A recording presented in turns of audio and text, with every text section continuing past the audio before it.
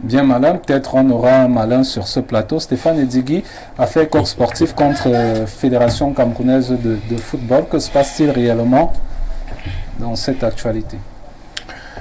Bon, déjà, je voudrais vous inviter à ne pas faire de cette actualité un événement. C'est pour nous un épiphénomène. En réalité, pour des juristes sérieux, une question d'amateur. Un contrat, c'est quoi? Un contrat, c'est la loi des parties. C'est en réalité un ensemble de droits et d'obligations qui, en réalité, devrait gouverner ou régir les rapports entre une ou plusieurs parties.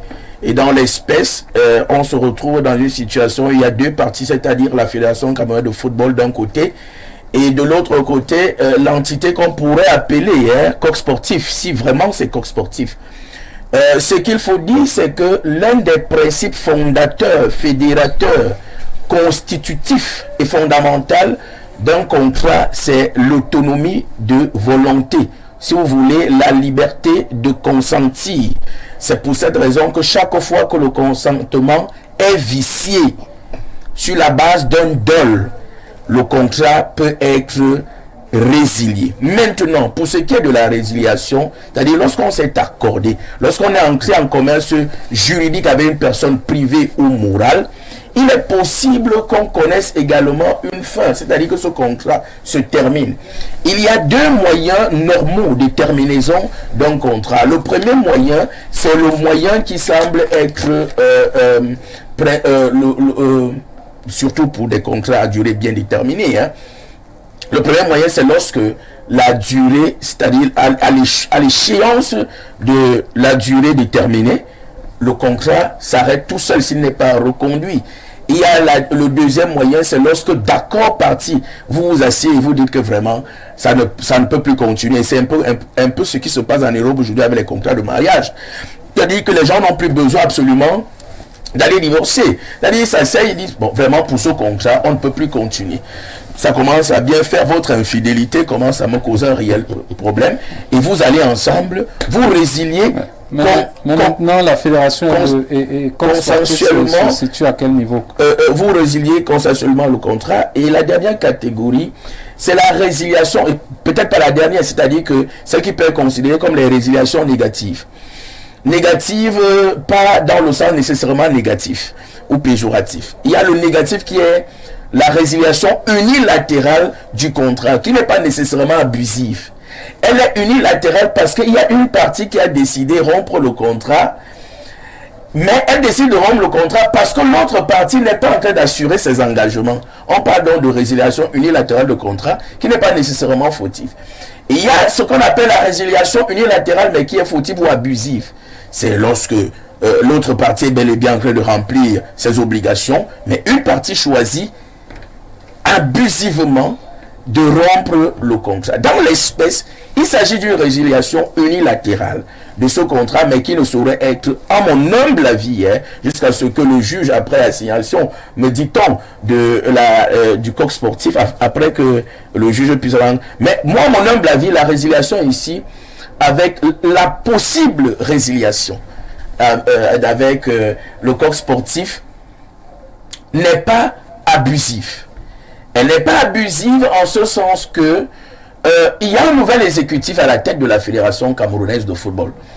Et le nouvel exécutif se retrouve dans une situation à la lecture du dernier communiqué qui a été pondu ou alors qui a été servi par la Fédération camerounaise de football à travers la diligence de ce brillant avocat, Maître Edgar, qui est avocat au barreau de Paris, qui précise que Coq Sportif n'a pas rempli ses obligations. Voyez-vous, qui précise que Coq Sportif n'a pas rempli ses obligations. Tout part d'un certain nombre si vous voulez, d'inexécution, il faut le dire comme ça pour rester vraiment poli, d'inexécution d'un certain nombre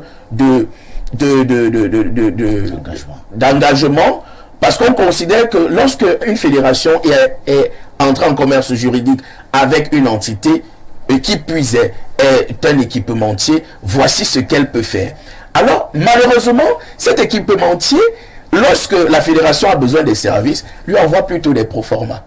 Voyez-vous, on se demande donc, mais on a affaire à qui? À un vendeur d'habits, à un boutiquier du marché Mokolo, et c'est ça tout le problème. Maintenant, en tant qu'équipementier, l'apport financier, et vous, quand vous lisez Maître Edgar dans les lignes, vous réalisez que Coq Sportif n'a pas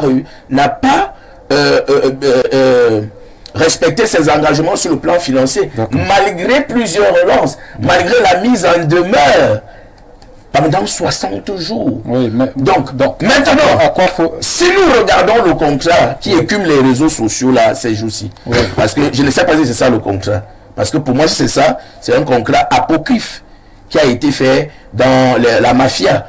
Parce que quand vous regardez ce contrat, il a beaucoup de problèmes. D'abord, on ne vous a pas servi toutes les pages, il n'y a pas d'obligation. Maintenant, vous voyez à la tête là, vous voyez Monsieur Seydou au lieu de Monsieur Seydou, c'est-à-dire qu'on n'est pas sérieux. C'est-à-dire que la première fois qu'on écrit le représentant d'une institution, on écrit mal son nom. Deuxièmement, vous cherchez les dates ici, vous cherchez l'objet là-bas, vous ne vous retrouvez pas, et puis vous sentez beaucoup de légèreté. Maintenant, il y a quelque chose qui, moi, m'intrigue en faisant ma recherche. C'est que l'institution qui a contracté avec la Fédération camerounaise de football, c'est LCS, quelque chose comme ça, un truc comme ça. Et on vous dit que, la Fédération camerounaise de football a signé son contrat en janvier 2020. Et que cette entreprise-là a fusionné avec Coq Sportif. Avec Coq Sportif, le vrai Coq Sportif avec lequel nous voulons signer le contrat, ou alors avec qui nous croyons avoir signé le contrat. Donc ça veut dire que a signé le contrat avec, a fusionné. Ça veut dire qu'il n'y a pas de contrat réel avec l'équipementier Coq Sportif. En fait, ça, ce sont des analyses vraiment très naïves d'un idiot que je suis. Voyez-vous, c'est-à-dire que vous vous retrouvez dans une situation où vous signez un contrat avec la fédération en janvier et vous fusionnez avec l'entité qui est censée être l'équipementier des Lions Indomptables en octobre 2020. Il y a un problème. Il y a un problème. Et vous voyez, Samuel Eto'o est venu pour faire respecter la fédération. Mais mon problème, c'est lequel? Mon problème, c'est que cette institution elle ne vaut même pas les salles. C'est-à-dire que c'est une boutique qui fait la vente en détail des maillots.